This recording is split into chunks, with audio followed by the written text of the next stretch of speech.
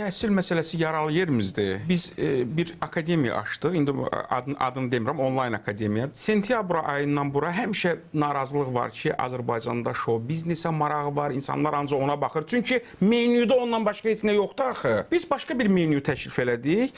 Mən çıxışlar eləyirəm, onlayn çıxışlar eləyirəm, dərslər keçirəm, nə bilim. İndi bu verilişi də biz orada yayımlayacağıq. Sentyabr ayından bura 4 milyondan çox baxış olub. Bu nə şou biznesdir, sırf sosioloji, fəlsəfi, psixoloji söhbətlərdir. Deməli, Azərbaycan insanı buna ehtiyac hiss eləyir, bunu istəyir, sevir. Özə reklamsız, zatsız, heç nəsiz. Tam orijinal, təbii bu artıb. Sadəcə menyuda bir şey təqdim eləmək lazımdır da.